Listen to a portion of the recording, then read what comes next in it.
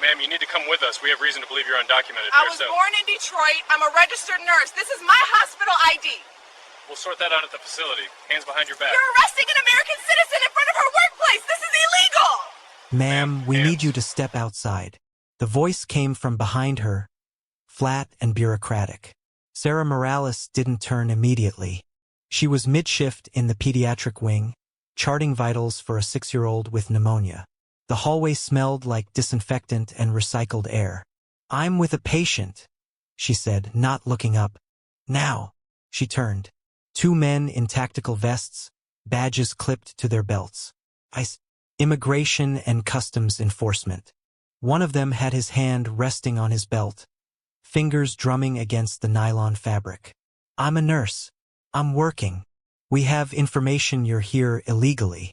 We need to verify your status." Sarah's pulse didn't spike. She'd been a trauma nurse for 11 years. Panic was a luxury she'd trained out of herself. She set down her pen, slowly, and met his eyes. "What articulable facts support that claim?" The agent blinked. "Excuse me? What specific, articulable facts gave you reasonable suspicion to detain me under Fourth Amendment standards?" His partner stepped forward. "Don't make this difficult. You can come with us now, or we can make a scene in front of your patients." Sarah's jaw tightened.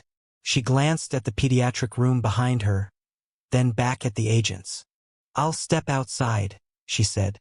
"But you're making a mistake." The first agent smiled, tight, condescending. "That's what they all say." It was March 14, 2019. Mercy Regional Hospital in Bakersfield, California. A 340-bed facility serving one of the most diverse communities in the Central Valley.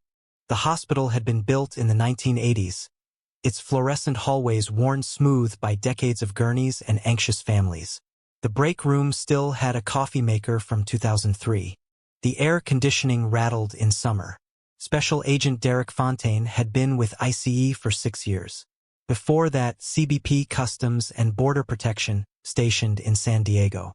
He'd built a reputation as aggressive, efficient, someone who didn't waste time on procedural niceties when the job needed doing. His supervisors liked that. His arrest numbers were high. Complaints were higher, but complaints were part of the job. People lied. People resisted. That's what he told himself. Fontaine's partner that day was Agent Luis Ortega, newer to the unit, still learning the rhythm of enforcement actions. Ortega had been told to watch and follow Fontaine's lead. Don't ask too many questions. Don't slow things down. They'd received a tip 3 days earlier. Anonymous. A woman matching the description of an immigration fugitive, Maria Salazar, flagged for deportation in 2007, was working under a false identity at St. Mercy. The tipster claimed she was using the name Sarah Morales. The file was thin. No photo. No fingerprints on record. Just a name, a general description, and a 12-year-old deportation order that had never been executed. Fontaine didn't run deep checks. He didn't request employment records or cross-reference social security numbers. He saw the tip, saw the Hispanic surname, saw the hospital address. That was enough. He told Ortega they'd handle it in person. Quick in and out. Verify identity, process detention, move on. It was supposed to be routine. The hospital administration hadn't been notified. No warrant had been obtained. Fontaine's interpretation of the law was that immigration enforcement didn't require warrants for administrative arrests. He'd done this 100 times. Walk in, flash the badge, apply pressure. Most people folded. The ones who didn't, that just meant they had something to hide. When they arrived at St. Mercy that Thursday afternoon, the hospital was in its usual controlled chaos. Nurses moved between rooms with quiet urgency. A child cried somewhere down the hall. The smell of industrial-strength cleaner mixed with the faint, sour tang of illness. Fontaine asked the front desk for Sarah Morales. The receptionist hesitated, then pointed toward the pediatric wing. He didn't ask why they needed her. He didn't explain. He just walked. Ortega followed, uneasy. Something about the setting felt wrong. Hospitals were supposed to be neutral ground, weren't they? But Fontaine moved with the confidence of someone who'd never been told no in a way that mattered. By the time they reached her, Sarah was finishing her rounds. She wore scrubs the color of faded denim, her hair pulled back, a stethoscope around her neck. She looked tired, professional, unremarkable. Fontaine didn't care what she looked like. He cared about the quota. Sarah Morales had been born in Fresno, California, on August 2, 1982. Her parents were farm workers, her father from Jalisco, her mother from Oaxaca, both naturalized U.S. citizens by the time Sarah turned 4. She grew up speaking Spanish at home and English everywhere else, moving between worlds with the fluidity that comes from necessity. She'd wanted to be a nurse since she was 12, after watching a trauma team save her younger brother's life following a car accident. The precision, the calm, the way they moved like a single organism under pressure. She wanted that. She put herself through community college, then nursing school at Fresno State, working overnight shifts at a retirement home to pay tuition. She graduated with honors in 2006, passed her NCLEX on the first try, started at St. Mercy 6 months later. 11 years. 11 years of double shifts, of holding the hands of dying patients, of learning pediatric oncology because someone had to and no one else wanted the emotional weight. She'd been written up twice. Once for insubordination when she refused to discharge a patient she believed was being medically neglected at home, and once for working through a mandatory break because the ward was understaffed. Her personnel file was thick with commendations. Patient families sent cards. One had crocheted her a blanket. Another had named their daughter after her. She was not political. She didn't attend protests. She voted inconsistently. She paid her taxes, renewed her nursing license every 2 years, kept her certifications current. She had a mortgage, car payment, a golden retriever named Biscuit. She was, by every legal and functional measure, American. But she was also brown-skinned, with a Spanish surname, working in a town where ICE had ramped up enforcement actions by 34% in the past 18 months. That was enough. When Fontaine told her to step outside, Sarah's mind moved through the calculation quickly. She could refuse. Hospital policy technically protected staff from non-emergency interruptions, but that would escalate things in front of patients. She could ask for a supervisor, but the agents didn't look like they were interested in waiting. She could comply and sort it out later. She chose compliance. Not out of fear, out of strategy. They walked her through the hallway, past the nurse's station where her colleagues froze mid-conversation, past the vending machines, past the staff break room where someone's lunch was still rotating in the microwave. The agents flanked her, not touching, but close enough that the message was clear. Outside, the parking lot shimmered in the Central Valley heat. March in Bakersfield, already pushing 80 degrees. The asphalt smelled like tar and gasoline. Sarah's scrubs clung to her back. "We're going to need to see identification," Fontaine said. Sarah reached for her badge. Hospital ID, clipped to her scrubs. Fontaine waved it off. Government issued. She didn't carry her purse on the floor. Hospital policy. Risk of theft. "It's in my locker. Inside. We'll wait. I'm in the middle of a shift. I have patients. You should have thought about that before working here illegally." The words landed with the weight of a verdict already rendered. Sarah felt the heat prickling her neck, not from the sun, but from the casual certainty in his voice. She'd been tried, convicted, and sentenced in his mind before she'd even spoken. "I'm a U.S. citizen," she said, voice steady. Fontaine's smile was thin. "Sure you are. I was born in Fresno." Then, proving it should be easy, Ortega shifted his weight, uncomfortable. He'd seen this before, the moment where someone's story started sounding too convenient, too rehearsed. But something about her tone made him pause. She wasn't pleading. She wasn't desperate.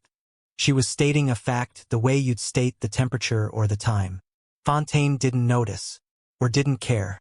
"Get your ID," he said. "We'll verify. If you're telling the truth, you'll be back to work in an hour." Sarah looked at him for a long moment. "And if I'm not lying," she said quietly, "what happens to you?" Fontaine laughed. Sarah retrieved her wallet from her locker under Ortega's supervision. The locker room smelled like old coffee and lavender body spray someone had spilled months ago. Metal doors clanged shut down the row as the evening shift filtered in. Ortega stood 3 feet back, arms crossed, watching her like she might bolt through the ventilation system. She handed him her driver's license. California, current. Her face, her name, her Bakersfield address. He studied it, then walked it back outside to Fontaine. Fontaine barely glanced at it. This doesn't prove citizenship. Sarah blinked. It's a real ID-compliant license. It requires proof of citizenship to obtain. Or a really good fake. You think the California DMV issued me a fraudulent license? Fontaine's jaw tightened. I think people like you know how to work the system. People like you. The words hung in the air, thick and deliberate. Sarah felt her colleagues watching from the hospital entrance. 2 nurses, a resident, a janitor who'd paused mid-mop. Witnesses. She filed that away. I can provide my birth certificate, Sarah said. It's at home. 20 minutes. We're not waiting 20 minutes. Then what do you want? We're taking you in for verification. You'll be processed, we'll confirm your status, and if you're legit, you'll be released. Sarah's pulse finally kicked up. Not panic. Calculation. She knew what processing meant. Fingerprinting. Detention. Hours, possibly days, in a holding facility while bureaucracy ground forward. She'd miss her shift. Her patients would be reassigned. Her supervisor, already stretched thin, would have to scramble. And if the system made a mistake? If her records were misfiled, if her name was flagged incorrectly, if someone in a federal database fat-fingered an entry 30 years ago, people disappeared into IC detention for months over clerical errors. You don't have probable cause to detain me, Sarah said. Fontaine stepped closer. He was taller than her by half a foot, and he used it. Proximity as power. The parking lot asphalt radiated heat beneath them. Sweat beaded at Sarah's hairline. We have reasonable suspicion. That's all we need. Based on what articulable facts? Based on a credible tip that you're here illegally. A tip isn't articulable. What specific observable evidence supports your suspicion? Fontaine's eyes narrowed. Your attitude right now is evidence enough. Ortega shifted uncomfortably. He'd been trained on Fourth Amendment standards vaguely in a 2-hour seminar that felt like a formality. He remembered something about needing more than just a hunch. But Fontaine was his superior. Fontaine had seniority. Fontaine closed cases. This is a Fourth Amendment seizure, Sarah continued, her voice clinical, detached. You're preventing me from leaving. You're exercising authority over me. Under Terry versus Ohio, you need reasonable, articulable suspicion. You have none. I have a deportation order. For someone named Maria Salazar, not Sarah Morales. You have no evidence I'm that person. You match the description. What description? Hispanic female? That's not specific. That's racial profiling. Fontaine's face flushed. A vein pulsed at his temple. Around them, the audience was growing. A security guard had wandered over. 2 visitors stood by their car, phones out, recording. The modern panopticon, everyone was always watching, always filming. Sarah noticed. Fontaine didn't. You need to comply, Fontaine said, voice hardening. Or we'll place you under arrest for obstruction. Obstruction of what? You haven't identified a lawful order. I'm a federal agent, operating under color of law, which means you're subject to constitutional limitations. You can't just grab people off the street because they look a certain way. Fontaine's hand moved to his belt. Not his weapon, his cuffs. The metallic jingle cut through the air. Ortega's eyes widened. Sir, maybe we should cuff her. Ortega hesitated. She's cooperating. Cuff her. Sarah didn't resist. She turned, placed her hands behind her back. The cuffs were cold, tighter than necessary. The metal bit into her wrists. She felt the scrape of industrial-grade steel against bone, the pressure restricting circulation. Her fingers started tingling within seconds. These are too tight, she said calmly. Fontaine didn't adjust them. Hospital staff were pouring out now. Someone shouted, What are you doing? A nurse Sarah recognized, Jennifer from oncology, had her phone up, filming. The security guard was on his radio calling someone. Administration, probably. You're assaulting a nurse, Jennifer yelled. Federal business, Fontaine barked back. Clear the area. She's a citizen. That's what we're verifying. Sarah's supervisor appeared, Linda Vasquez, the charge nurse, a woman who'd worked at St. Mercy for 23 years and didn't intimidate easily. She marched across the parking lot, her sneakers squeaking against asphalt. Agent, I need you to release her. Now. Not your concern. She's my employee. She's in the middle of a shift. She has patients. She's in federal custody. On what grounds? Immigration violation. Sarah's American. I've seen her personnel file. Background checks, federal tax withholdings. She's cleared every employment verification we have. Fontaine's smile was razor thin. Then she has nothing to worry about. Linda's face went pale. She knew what this was. Everyone knew. You didn't argue with ICE. You didn't win. Even when you were right. I'm calling our legal team, Linda said. Go ahead. Sarah stood there, hands cuffed, sweat trickling down her spine. The sun glared off car windshields. She could smell exhaust from the nearby road, the faint antiseptic scent still clinging to her scrubs. Her shift had started 6 hours ago. She'd been on her feet since 7 a.m. Her lower back ached. Her wrists throbbed. But her mind was clear. She started cataloging. Witnesses, at least 12. Cameras, 3 phones, possibly hospital security footage from the entrance. Policy violations. Unlawful detention without probable cause, excessive force, the cuffs. Failure to provide Miranda warnings if this was custodial interrogation. Conducting an enforcement action on hospital property without coordination. Civil liability. Extensive. Fontaine grabbed her arm, not gently, and steered her toward the unmarked SUV parked at the curb. Ortega trailed behind, his face a mask of discomfort. This is a mistake, Sarah said one last time. Fontaine opened the rear door. Get in. I'm telling you, I'm a U.S. citizen, born in Fresno. My parents are naturalized. My records are clean. You're about to create a serious problem for yourself. The only people who talk like that, Fontaine said, leaning close enough that she could smell the coffee on his breath, are people who know they're guilty. He pushed her into the back seat. The door slammed shut. Through the window, Sarah saw Linda on her phone, pacing. Jennifer still recording. The security guard writing notes. The sky above was cloudless, brutally blue, indifferent. Inside the SUV, the air was stale and hot. The seats were vinyl, cracked from years of sun exposure. There was a stain on the floor that might have been coffee, might have been blood. Sarah closed her eyes and waited. They took her to the ICE field office in Bakersfield, a squat concrete building that looked like every other government facility built in the 1990s, beige utilitarian, wrapped in chain link and barbed wire. Inside, the air conditioning was broken. The hallway smelled like sweat and stale paperwork. Sarah was processed, fingerprinted, photographed. She gave her information calmly, slowly, enunciating every syllable. Birth date, social security number, address. The intake officer ran her prints, waited, frowned, ran them again. Fontaine stood in the corner, arms crossed, watching. Ortega had gone to file the initial report.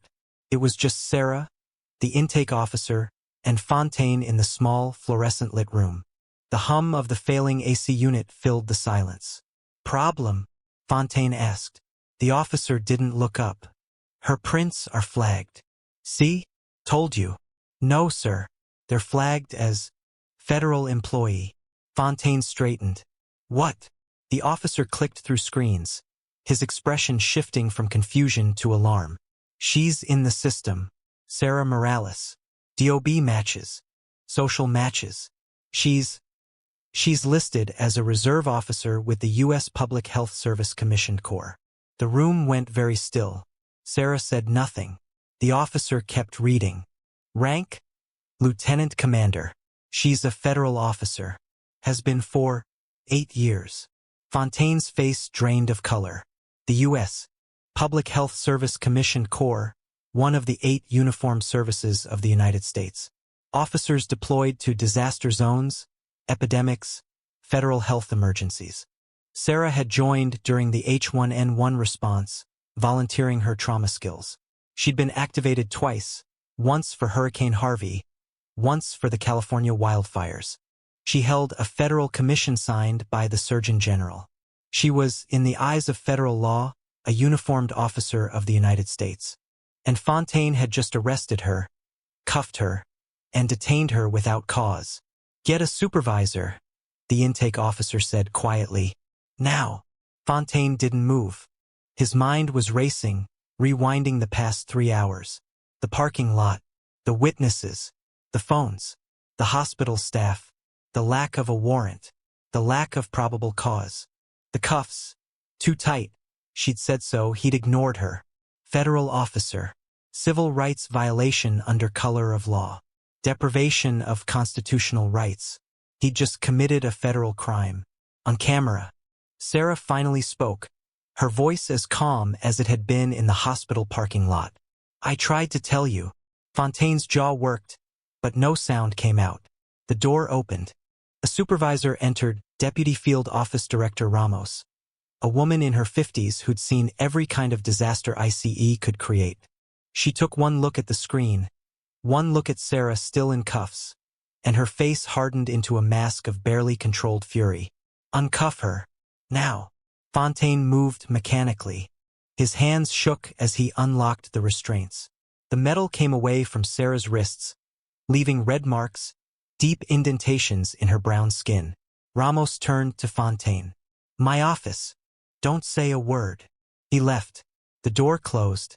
Sarah rubbed her wrists, the sensation of blood flow returning sharp and electric. Ramos exhaled slowly. "Lieutenant Commander Morales. Apologize. This should never have happened." Sarah met her eyes. "No," she said quietly. "It shouldn't have." The footage hit local news within 6 hours. Jennifer's cell phone video, shaky but clear, showing Sarah Morales, in scrubs, hands cuffed behind her back, being forced into an unmarked federal vehicle while her supervisor pleaded with agents. The image was damning. A nurse, a hospital, broad daylight. By the next morning, it had gone national. Within 48 hours, Sarah had retained counsel. Not just any attorney, a civil rights firm out of Los Angeles that specialized in Section 1983 claims, the federal statute that allows citizens to sue government officials for constitutional violations. They took the case on contingency. They knew what they had. The lawsuit named Fontaine personally, Ortega personally, ICE as an agency, and the Department of Homeland Security. The claims were surgical. Unlawful seizure under the Fourth Amendment, deprivation of rights under color of law, false arrest, false imprisonment, intentional infliction of emotional distress, and violation of her rights as a commissioned federal officer. The damages demanded $15 million. Inside the Department of Homeland Security's Office of General Counsel, the assigned attorney, Michael Chun, a career government lawyer who'd defended hundreds of cases, opened the file and felt his stomach drop. The evidence was overwhelming. Multiple witnesses, 3 separate phone recordings, hospital security footage, Sarah's federal commission, verifiable within seconds through official databases. The intake officer's report, time-stamped, showing the system flagged her as a federal officer while Fontaine kept her detained. Worse, the traffic stop doctrine didn't apply. There was no warrant, no probable cause, just an anonymous tip and a Hispanic surname. Chun sat in his office, cramped, overheated, stacked with case files, and stared at the complaint. Outside his window, D.C., traffic crawled through August humidity. Inside, the air conditioning rattled like it was dying. He called his supervisor. "We have no defense," he said. His supervisor was silent for a long moment.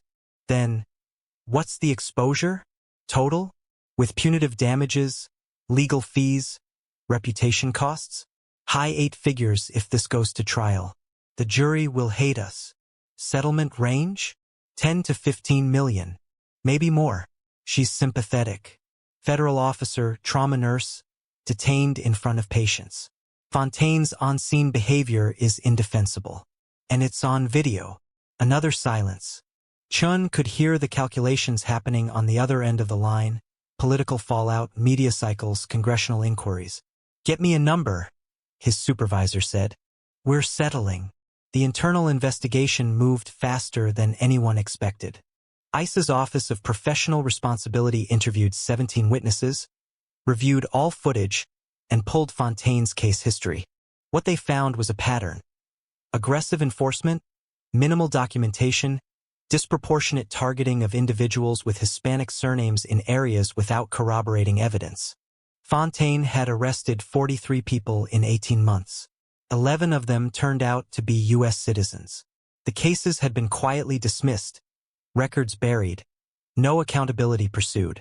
Until now, Sarah's case ripped the cover off. News outlets started investigating. The Los Angeles Times ran a feature. ProPublica filed FOIA requests. Suddenly, ICE's Bakersfield field office was under a microscope. Fontaine was placed on administrative leave pending termination. Ortega received a formal reprimand and mandatory retraining. His career effectively stalled. Deputy Director Ramos, who'd been overseeing the office, was reassigned to a desk job in Montana. The city of Bakersfield, tangentially involved because the incident occurred on municipal ground and hospital security had failed to intervene, braced for collateral litigation. The insurance carrier, the federal government's liability insurer for law enforcement actions, reviewed the case and made their position clear. Settle immediately. The risk of a jury trial was catastrophic. A sympathetic plaintiff, a federal officer, a nurse, video evidence, and an agent who'd ignored her assertions of citizenship while tightening her cuffs? They'd lose. Badly. 18 months after the arrest, the settlement was finalized. $14.8 million. Fontaine personally liable for $500,000, though his assets barely covered a fraction. The rest paid by the federal government, taxpayer money, redirected from budgets meant for actual enforcement, now compensating a woman who'd been brutalized by the system meant to protect her. Sarah didn't speak publicly about the settlement. Her attorney released a brief statement emphasizing accountability and systemic reform. The money was distributed, legal fees, taxes, and the rest placed into a trust. Sarah donated a portion to immigrant rights organizations, groups defending people who didn't have her resources, her documentation, her federal commission. People who looked like her but couldn't fight back. Fontaine's career ended in disgrace. He couldn't find work in law enforcement. Last anyone checked, he was working private security in Nevada, his name permanently searchable, attached to one of the most high-profile civil rights settlements in ICE history. Ortega left the agency entirely. He became a paralegal. The system moved on. Budgets were reshuffled. Policies were quietly updated. More training, more oversight, stricter protocols for hospital enforcement actions. But the core machinery remained unchanged. Here's what makes Sarah Morales' case extraordinary. She had every possible advantage. She was a U.S. citizen, born on American soil.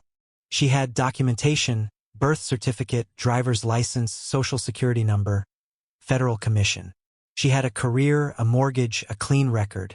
She had witnesses, video evidence, legal representation. And she still ended up in handcuffs. Still had her wrists marked by metal. Her freedom stripped in front of her colleagues. Her dignity shredded in a hospital parking lot because an agent decided her skin color and surname were evidence enough. If it could happen to her, a federal officer, what happens to the people without her resources? The farm worker who can't afford an attorney. The student whose documentation is lost in a bureaucratic shuffle.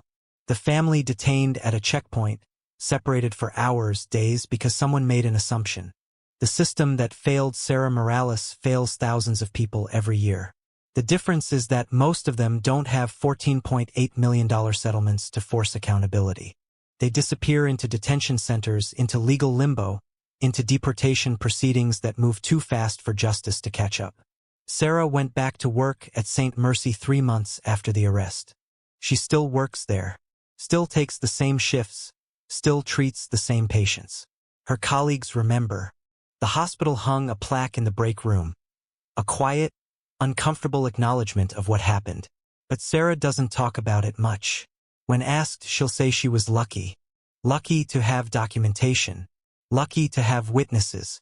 Lucky to have survived with her career intact. Lucky. That word sits heavy. Because luck shouldn't determine whether you're treated like a human being.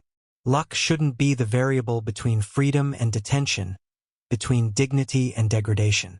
The $14.8 million didn't come from Derek Fontaine's pocket. Came from federal funds, which means it came from taxpayers, which means, in a strange circular way, the public paid for its own government's abuse. And Fontaine? He lost his job. But he's not in prison. He wasn't criminally charged. Civil liability, yes.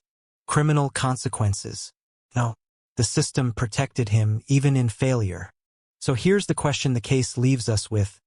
If a federal officer with every form of documentation, every legal protection, every advantage the system offers, can still be arrested without cause, cuffed too tight, humiliated publicly, and have her constitutional rights violated on camera. What does that say about the system's willingness to protect anyone? Sarah Morales won her case. She got her settlement. She got her vindication. But the system that brutalized her is still running, still making arrests, still operating on assumptions, biases, and unchecked authority.